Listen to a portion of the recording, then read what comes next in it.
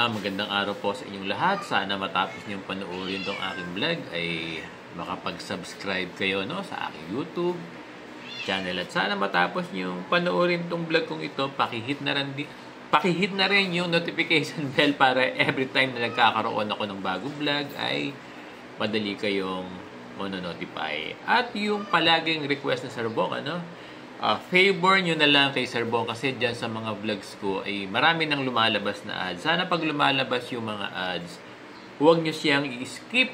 Papanuurin nyo ng buong buo lahat ng ads na lumalabas dyan sa aking vlog. Pwede ko bang asahan yan sa ating mga kaguruan? Maraming salamat sa inyong lahat.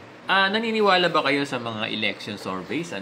Particular dito sa mga election surveys ng midterm election natin for May 12 national election.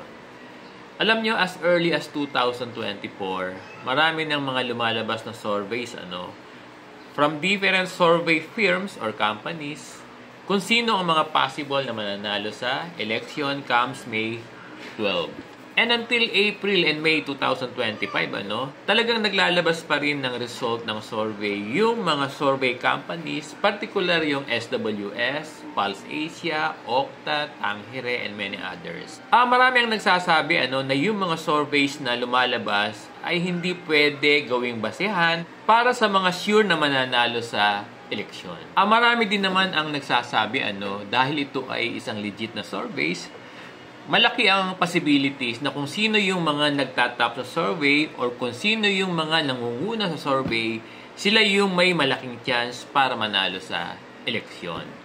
Alam nyo talagang hindi mawawala, hindi mawawala yung mga doubts sa survey kasi tinatanong natin, hindi naman tayo napuntahan sa survey, hindi naman tayo natanong tungkol sa kung sino ang iboboto nating kandidato, saan kaya nila nakuha yung survey.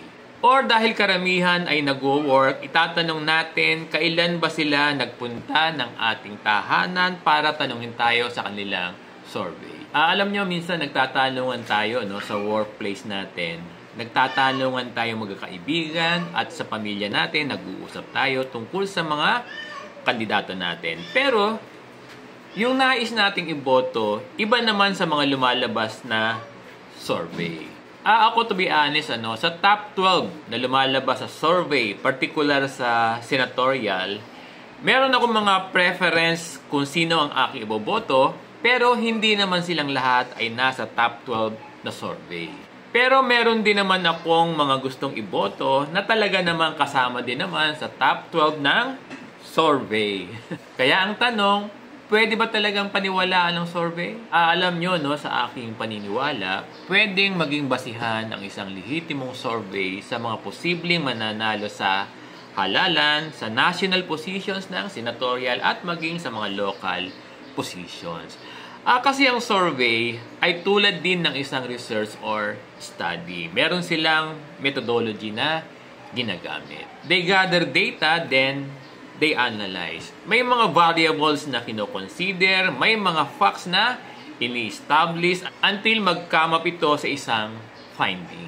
At kaya nga, meron personalities na ina-announce sila as top candidates in the ranking of survey or mga kandidato who are showing poor ranking in the survey. Alam nyo, kung babalikan natin yung last presidential election, na kung saan kasama rin dito yung senatorial at local elections, di ba seemingly meron namang accuracy. If I remember correctly, yung mga nag-top sa survey, sila din yung mga nanalo sa eleksyon noon.